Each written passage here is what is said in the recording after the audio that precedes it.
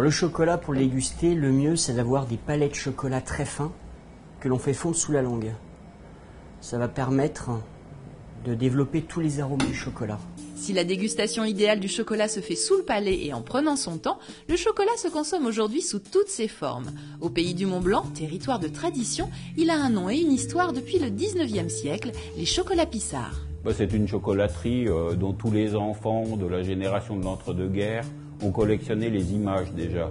Parce que dans chaque plaque, on trouvait une image. Mais cette chocolaterie, il faut remonter au 19e siècle, 1827 pour être précis, pour l'implantation de la chocolaterie initiale à Sallanches. Donc c'est la première chocolaterie dans les pays de Savoie. Fermée depuis 1950, la chocolaterie historique de Sallanches a retrouvé une place ici, à 2 pas de l'église.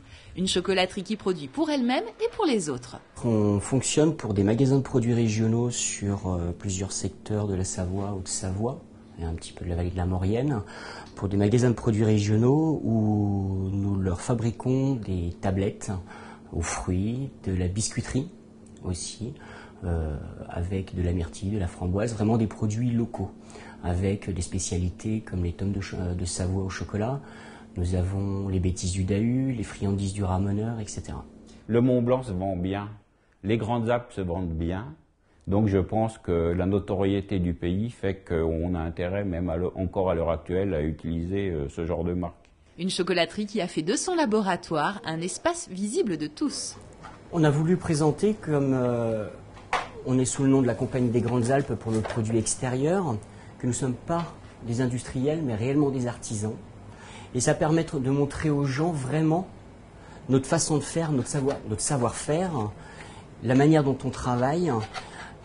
C'est quelque chose je pense, qui est maintenant devenu obligatoire avec un commerce.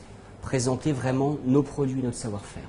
Si le chocolat se déguste, il s'apprend aussi. Stéphane Sauquet n'est pas avare de conseils et d'astuces dans les formations qu'il organise pour le grand public. Les gens viennent fabriquer avec Stéphane, donc en général c'est eux qui choisissent le thème, donc ça va du feuilletage au macaron, au chocolat, donc en fait c'est eux qui choisissent.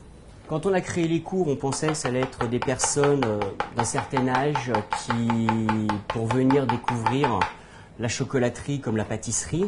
Et il s'avère qu'aujourd'hui, nous avons tout âge. C'est-à-dire que nous avons des personnes qui vont de 16 ans jusqu'à 80 ans. Mais le fait de former des gens qui sont là, non pas pour apprendre un métier, mais apprendre des petites choses, les choses changent du tout au tout. C'est-à-dire qu'on n'a plus la même approche pour expliquer les produits. C'est quelque chose qui était très enrichissant pour moi.